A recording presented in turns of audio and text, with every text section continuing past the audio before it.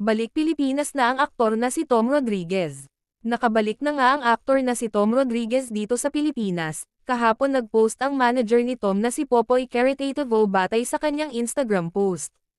"Hello, Tom." Simpleng caption ng manager sa picture kasama arkang talent na si Tom. Kuha ang larawan sa Mandaluyong Metro Manila, batay sa check-in ng IG post ni Popoy ngayong gabi ng Sabado, January 27, 2024. Wala nang iba pang detalyeng ibinigay ang manager sa kanyang IG post. Kapansin-pansin na naka-deactivate ang IG account ni Tom. Sunod-sunod naman ang pagbati kay Tom sa kanyang pagbabalik sa Pilipinas. Kabilang sa mga nagkomento ay sina Connie Reyes at Franco Laurel. "Welcome home," komento ng ilan sa mga nagkomento. Samantala, alam ni Carla Abellana na darating si Tom, dahil sinabihan pala siya ng manager. Naging usap-usapan din na itong si Carla ay lilipat sa ibang bakod dahil kay Tom, para hindi na sila magkikita.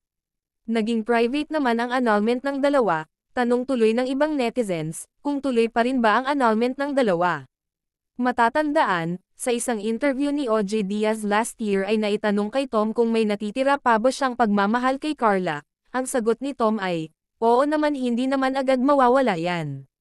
Sa ngayon ay maraming naka-line up na mga projects kay Tom, at sisimulan na ang isang project nito kasama si Alden Richards at Jasmine Curtis Smith. March 2022 nang lumipad papuntang Arizona, USA si Tom Rodriguez, kasunod ng paghihiwalay nila ng dating asawang si Carla Abellana. Nagpahinga muna roon ang aktor at kalaunan ay rumaraket kapag naiimbitahan para maging guest o kaya ay mag-perform sa mga shows doon.